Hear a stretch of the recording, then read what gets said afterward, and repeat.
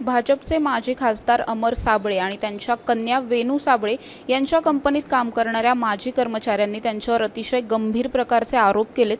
माझ्याबरोबर काही कर्मचारी आहेत, आपण त्यांच्याकडूनच जाणून घेणार आहोत. ताई, काय सांगाल, काय नेमके आरोप आहेत तुमचे? नमस्कार, मी संध्या जाधव. 2020-21 या काळामध्ये मी पडेगा भारत या वेणू साबळे यांच्या कंपनीमध्ये काम करत होते. मुख्यतः ई-लर्निंग कंपनी ही आहे, ज्यांच्या मराठी आणि इंग्लिश मीडियमचे व्हिडिओ करण्याचं काम मी केलेलं होतं. या कंपनीमध्ये काम करत असताना असं लक्षात आलं की सुरुवातीचे 3-4 महिने व्यवस्थित पेमेंट केलं जातं आणि त्यानंतर मात्र कंपनी तुम्हाला 10%, 15%, 20% अशा पद्धतीने पेमेंट देते. 4 महिने वाट पाहिल्यानंतर मी ती कंपनी सोडली. सोडण्यामागचं कारणच हे होतं की जर माझे जाणे येण्याचे पैसेसुद्धा कंपनी देऊ शकत नसेल तर मग मी त्या कंपनीत का काम करायचं. सोडण्याआधी मी माझ्या एका सहकार्याला तिथे लावून घेतलं होतं, ज्याच्याकडे मी माझं काम हँडओव्हर केलं, जे जवळजवळ संपत आलेलं होतं. आणि त्यानंतर मी सांगून हे कंपनी सोडली की ज्यावेळी कंपनी सुस्थितीत येईल तेव्हा मी परत येईल. तोपर्यंत व्यवस्थित होतं. त्यानंतर वर्षभरामध्ये मी त्यांना एकदाही पैशासाठी कॉल केलेला नाही किंवा मेसेज केलेला नाही. असं असतानाही त्यांनी माझा नंबर ब्लॉक केला. त्यानंतर मी ज्या वेळेला त्यांना कॉन्टॅक्ट करण्याचा प्रयत्न केला त्या वेळेला ना HR ने मला कधी उत्तर दिलं, ना वेणू साबळे यांनी माझा कधी फोन उचलला, मेलला उत्तर दिलं गेलं नाही. आणि माझ्यासारखाच अनुभव शेकडो लोकांना आलेला आहे. म्हणजे माझ्यासमोर आज आम्ही ते 50 जण जमलेलो आहोत. 2019मध्ये ही कंपनी स्थापन झाली, तेव्हापासून ते आत्तापर्यंत हाच फॉर्म्युला कंपनीचा राहिला आहे की तुमच्याकडून काम करून घेतलं जातं आणि नंतर तुमचं पेमेंट केलं जात नाही.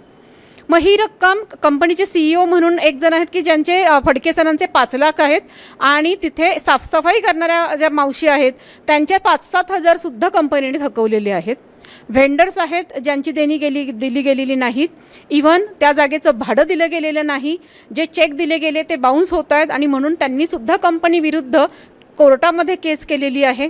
कंपनीमधून कोणालाही ऑफर लेटर हार्ड कॉपी दिली जात नाही, तर मेल केला जातो. आत्ता कंपनीने गेल्या 2 महिन्यांपूर्वी आमच्यावर ॲब्स्कॉनची नोटीस आम्हाला पाठवली. म्हणजे कंपनी पैसे देत नाहीत म्हणून कंपनीने आम्हाला कंपनी सोडायची वेळ आणली जाते. नंतर कंपनी आमच्यावरच ॲब्स्कॉनची नोटीस पाठवते. आणि जसं आत्ता कंपनीला वाटते की यांच्यात काहीतरी हालचाल चालू आहे, तेव्हा 2 दिवसापूर्वी मला मेल येतो की आम्ही जुलैमध्ये तुमचा 30% पेमेंट करू. आणि खाली नोट दिली जाते की जर का तुम्हाला ॲब्स्कॉन नोटीस मिळाली असेल किंवा तुम्ही कंपनीचे HR पॉलिसी फॉलो केली नसेल तर मात्र तुमचा विचार केला जाणार नाही. त्यानंतर आज सकाळी मला स्वतः वेणू मॅम फोन करतायत, ज्यांनी माझ्या फोनला गेल्या काही महिन्यात अजिबात उत्तर दिलेलं नव्हतं. मी खूप प्रयत्न केला आटोकाट त्यांच्यापर्यंत पोहोचण्याचा आणि शेवटी मला हा मार्ग निवडावा लागला. पण आज त्या मला फोन करतात जो साहजिक मी उचलला नाही. HR मला आज फोन करते जी आजपर्यंत माझा फोन उचलत नव्हती.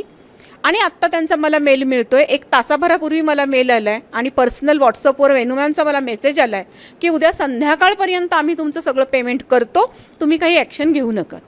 पण हे आश्वासन वेळोवेळी आम्हाला मिळालं, ते कधीच पूर्ण केलं गेलं नाही. दर गुरुवारी किंवा बुधवारी सांगितलं जायचं तुमचं शनिवारी पेमेंट होईल आणि शनिवारी नेमकी बँक बंद असायची. मग सांगितलं जायचं सोमवारी पेमेंट होईल आणि ते होत नव्हतं. आणि झालं तर जी आशा असायची की पूर्ण पेमेंट होईल ते कुठेतरी 10-12% झालेलं असायचं. अशाच पद्धतीचे खेळ हे प्रत्येकाबरोबर खेळले गेले.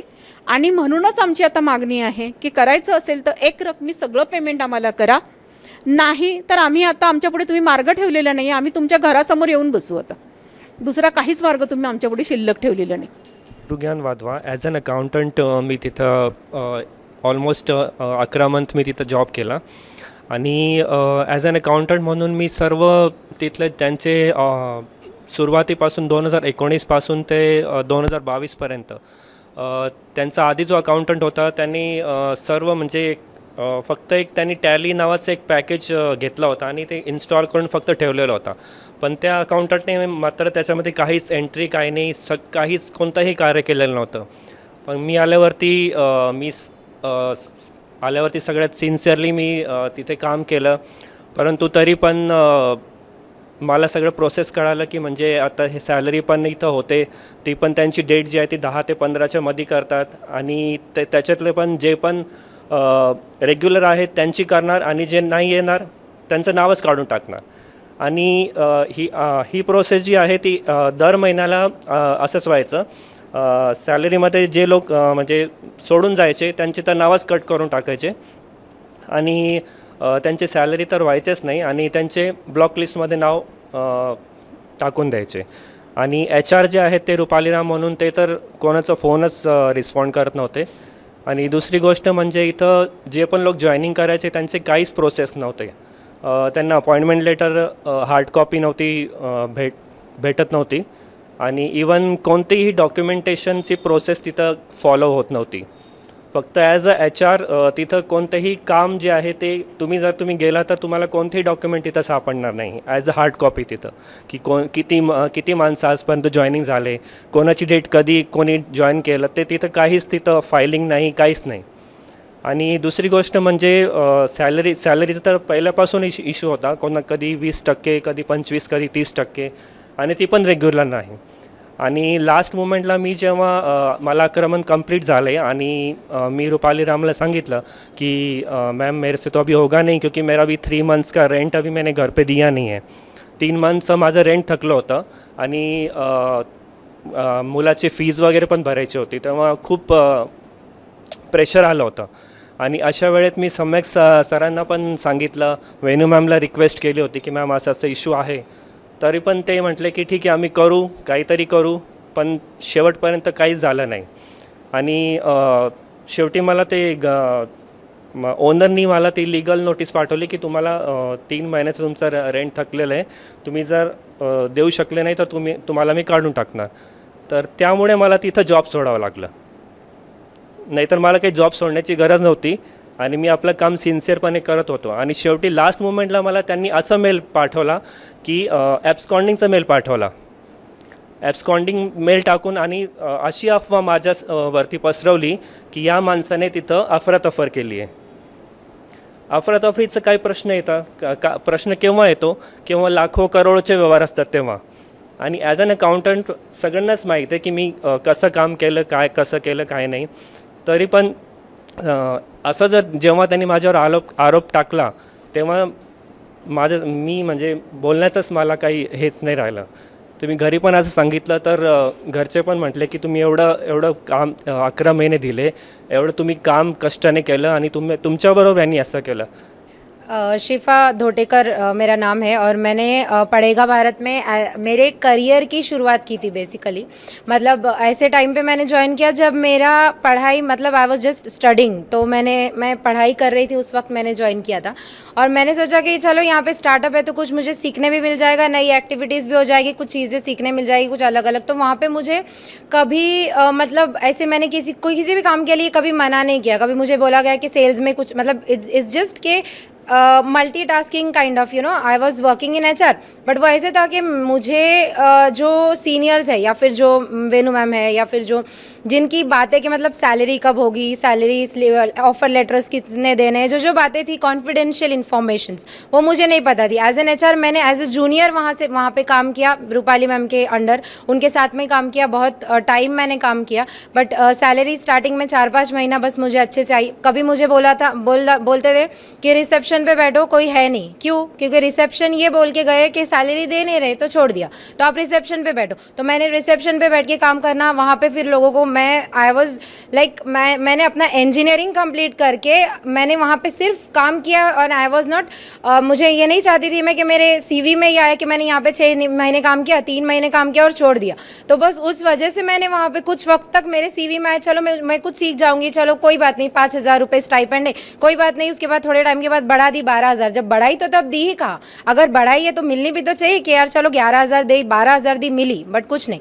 कभी बोलते हैं कि सेल्स में कॉलिंग करो, ठीक है. मैंने बोला ठीक है मैम कोई बात नहीं, अगर आपको कोई हेल्प के लिए चाहिए, लड़कियां मिल नहीं रहे ऐसे वैसे, ठीक है मैम. मैंने आधा दिन वो अपना काम भी किया, वो भी किया साथ में सीखने के लिए. कभी बोलते कि आप IT से हो तो आप IT के इसमें जॉब में काम करो. मैंने बोला ठीक है IT में कुछ अगर है तो मैंने थोड़े टाइम के बाद बोल देगा. दिस वॉज जस्ट कि मेरे करियर का मतलब पूरे ये हो गया. मतलब I was literally very confused के what I am doing exactly here. पर ठीक है मैंने बोला कोई बात नहीं, थोड़े टाइम तक मैंने बहुत टाइम तक मैंने काम किया, 2020 में ज्वाइन किया। उसके बाद में जब भी कोई आता था मुझ तक कि मैम सैलरी कब होगी, तो देवर एक्सपेक्टिंग कि आप HR हो, आप HR के साथ में काम कर रहे हो तो आपको 4 चीज़ें पता होगी। बट फ्रैंकली स्पीकिंग मुझे ये चीज़ें कुछ पता नहीं होती थी। मुझे बस ये बोला जाता था कि आप कॉलिंग करो, ये अपना काम है आज के दिन में इतनी टास्क करनी है, आज के दिन इतने कॉलिंग करने हैं, और आज के दिन का ये काम है अपने ही करना है। और बस जब भी बच्चे आते थे मुझे बोलते थे कि आप कॉल करो, स्पीकर पे फ़ोन करो और फ़ोन लगाओ, और स्पीकर पे फ़ोन रख के आजू बाजू 20-25 लोग होते थे। और उन बच्चों को, जो एनिमेटर्स को, जिन्होंने रात रात को काम किया है,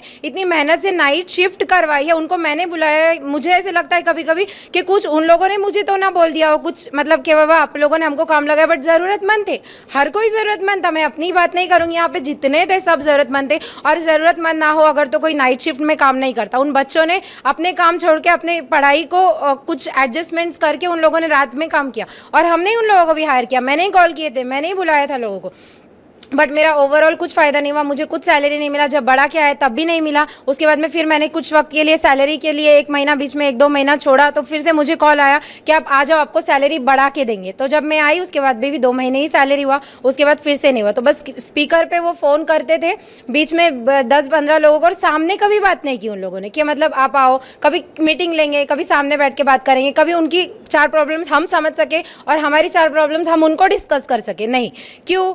सिर्फ कॉल करते और स्पीकर पे रखने, और वहाँ से बच्चों ने इतने 20 बच्चों ने इतने सारे झुंड में उनसे बात करनी है कि मतलब हाँ मैम, ठीक है मैम, ओके मैम, बस यही। तो कभी भी पॉजिटिव रिस्पॉन्स नहीं आया, कभी भी अच्छे से नहीं आया, और सैलरी का तो पूछो ही मत, कभी भी सही से आई नहीं थी। Thank you so much. मॅम, तुम्ही मला सांगा की तुम्ही आता एवढे गंभीर आरोप कंपनीवरती केलेत, त्यांच्या ओनरवरती केलेले आहेत, तर या संदर्भात तुम्ही या 2 वर्षांमध्ये काही लीगल काही प्रोसिजर केली, तक्रार केली? जसं मी म्हटलं की वाट पाहिली वर्षभर, पण आत्ता मात्र थांबलेलो नाही. कमिशनर ऑफिसला आम्ही तक्रार केलेली आहे, लेबर ऑफिसला तक्रार केलेली आहे, आणि त्यानंतर मग आम्ही पत्रकार परिषद घ्यायची ठरवलेली आहे. आम्हाला माहिती आहे की आम्ही ज्या व्यक्तींविरुद्ध तक्रार करतोय ती व्यक्ती खूप मोठी आहे आणि आम्ही खूप छोटे आहोत, पण कुठेतरी हा फसवणुकीचा जो कारखाना आहे तो बंद झाला पाहिजे. त्यांनाही कळालं पाहिजे की कोणीतरी तुमच्या विरुद्ध उभं राहू शकतो. आज आम्ही 50 आहोत, उद्या ही बातमी गेल्यानंतर कदाचित आणखीन खूप जण आम्हाला येऊन मिळतील. तर हे आंदोलन चालूच राहील. कंपनीने जर का खरोखर, मी जसं म्हटलं की हेतू खूप चांगला होता, त्या हेतूसाठी म्हणून आम्ही जमलो होतो. जसं हिने सांगितलं की ह्या मुलांनी रात्रंदिवस काम केले, 3-3 शिफ्टमध्ये काम केलेलं आहे. 10-12 हजारावर येणारे ॲनिमेटर्स होते, जी मुलं इथे गावाकडनं आलेली आहेत, इथे रूम घेऊन राहत आहेत, त्यांना रेंट भरायला पैसे नसायचे, ज्यांना खाण्याचे वांदे झालेले होते, अशी मुलं होती की ज्यांच्यासाठी आम्हाला म्हणजे खायला घालावं लागायचं आम्हाला घरातनं डबे नेऊन, त्यांच्याकडे खाण्यासाठी पैसे नसायचे, तरीसुद्धा त्यांना पैसे दिले गेले नाहीत. तेव्हा कुठेतरी मग याला वाचा फोडणं आवश्यक होतं. म्हणून हा एक प्रयत्न की विश्वास आहे आमचा पत्रकारितेवर आणि इथूनच काहीतरी होऊ शकतं, हा विश्वास आहे, आणि म्हणून हा एक छोटासा प्रयत्न केला आहे त्यांच्यापर्यंत पोहोचण्याचा, कारण ते तसंही आमच्यापर्यंत पोहोचत नव्हते. आज हा प्रयत्न करतोय त्यांच्यापर्यंत पोहोचण्याचा या माध्यमातून की आत्ता तरी तुम्ही जागे व्हा, आणि अजूनही लोकांच्या अडचणी संपलेल्या नाहीत, तेव्हा सॅलरी ही एकरकमी करा, कारण आत्तापर्यंत आश्वासनं खूप झालेली आहेत. त्यामुळे आता आम्ही तुमच्या 10%, 20%, 30% या आश्वासनांना भुलणार नाही, कारण ते कधीच पूर्ण झाले नाही. 2 महिन्यापूर्वी त्यांनी जानेवारीमध्ये पेमेंट करतो असा मेल केलेला होता, ती जानेवारी आजपर्यंत आली नाही. गेल्या आठवड्यात जुलैची तारीख होती, आणि आज काही जणांनाच फक्त सांगितलं गेलेलं आहे की उद्या पेमेंट करतो, पण उद्या संध्याकाळपर्यंत, पण उद्या परत मॅडमच्या लक्षात नसेल की रविवार आहे, बँक बंद असेल. ते आमच्या लक्षात आहे, कारण आम्ही आत्तापर्यंत हे खेळ खूप पाहिले. शनिवारचं प्रॉमिस असायचं आणि शनिवारी बँक बंद आहे हे नंतर त्यांच्या लक्षात यायचं. सोमवारी मुलं अक्षरशः मोबाईल हातात घेऊन 3 वाजता सतत बघत असायची की पेमेंट जमा झाले आहे का, पेमेंट जमा झाले आहे का. त्यांना रेंट भरायचं आहे, त्यांना कॅन्टीनचे पैसे भरायचे आहेत, कॉलेजच्या फिया भरायच्यात, आमच्यासारख्यांचे EMI, सरांचं जसं होतं की घरभाडं थकले, अशा बऱ्याच गोष्टी असायच्या. आणि मॅडम चक्क विसरलेल्या असायच्या की आमचं पेमेंट करायचे. तेव्हा या खूप पेनमधनं सगळेजण गेले 4-5 वर्ष गेलेले आहेत. त्यांना त्याबद्दल त्यांनी कधीच गिल्ट असं त्यांच्याकडे आत्तापर्यंत वाटलेला नाही. तेव्हा कुठेतरी या माध्यमातून त्यांना जाग यावी एवढाच हेतू आहे.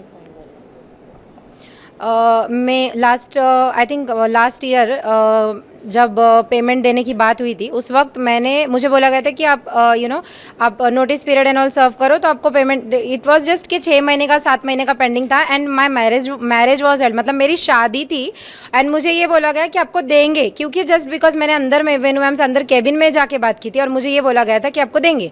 उसके बाद में मैं जब बिजी हो गई कुछ चीज़ों में तो मेरे पेरेंट्स, आई वॉज वेरी, मतलब मुझे इतनी शर्म आ रही है इस बातों को बताते हुए भी कि मेरे पेरेंट्स ने वहाँ तक विजिट किया है 2 बार, सिर्फ इसलिए कि हमारी बेटी की शादी है, कुछ जो भी रहेगा आपका पेमेंट रहेगा, अगर थोड़ा बहुत भी आप दे सकते हैं तो दे दो, इतने महीनों से तो आपने दिया ही नहीं, और ऐसे भी तो नहीं है कि आपसे मांग रहे, लोन ले रहे, हक का है, जो काम किया है उसी का मांग रहे थे, बट दिया नहीं उन्होंने। उसके बाद 2-3 बार मेरे पेरेंट्स ने विजिट किया, कभी ये बोला कि वेनू मैम बात नहीं कर सकते, कभी ये बोला कि वेनू मैम है नहीं, कभी ये बोला कि वो है तो वो दे देंगे, कर देंगे, बस यही बोला। तो that was very critical situation which I have gone through. Thank you. एक सांगायचं आहे की जसं HR पॉलिसी ज्यांनी फॉलो केली आहे त्यांना दिलं जाईल, बाकीच्यांचा विचार केला जाणार नाही असं ते म्हणतात. HR पॉलिसी नावाची कोणतीच गोष्ट कधी ऑफिसमध्ये दिसलीच नाही, ही पहिली गोष्ट. की जसं की सरांनी सांगितलं ऑफर लेटर वगैरे कधीच कोणाला दिले गेले नाहीत. ज्यांनी खरोखर HR पॉलिसी जाणून घेऊन 1-1 महिन्याचा नोटीस पिरियड सर्व केला त्यांनासुद्धा कधी त्यांनी पूर्ण पेमेंट केलेलं नाही. मग आमच्यासारखे की ज्यांनी शब्दांवर विश्वास ठेवला आणि सांगितलं की तुमची स्थिती चांगली झाली की आम्ही परत येतो, पण आमची कामं पूर्ण करून आम्ही बाहेर पडलो आणि इवन वर्क फ्रॉम होम पण करत होतो की जे पाहिजे ते देतो आम्ही तुम्हाला. हे वर्क फ्रॉम होम पण मी महिनाभर त्यानंतर करत होते. पण माझ्या बाबतीमध्ये ते दाखवतात की तुम्ही HR पॉलिसी पूर्णच केली नाही. ज्यांनी केली आहे, ज्यांनी हिच्यासारख्यांनी नोटीस पिरियड सर्व करून गेलेले आहेत त्यांनाही कधी ती मिळाली नाही. त्यामुळे HR पॉलिसी त्यांच्यासाठी कोणती आहे हे आजतागायत आम्हाला कळलं नाही. तर आपण पाहिलं वेणू साबळे यांच्या कंपनीवर त्यांच्याच कंपनीमधल्या कर्मचाऱ्यांनी इतके गंभीर प्रकारचे आरोप केलेले आहेत. फसवणुकीचे हे आरोप आहेत आणि यांच्या या पावलानंतर म्हणजे यांनी जे आत्ता पाऊल उचललेलं आहे की ते मीडियासमोर आलेले आहेत या सगळ्या प्रकरणाला वाचा फोडण्यासाठी. आता तरी या लोकांचे सगळ्यांचे पेमेंट होणार का, यांचं जी काही थकबाकी आहे ती एकरकमी त्यांना मिळणार का हे पाहणं महत्त्वाचं ठरेल. कॅमेरामन शेखर कडसह समृद्धी जाधव, सिटी नाव, पुणे.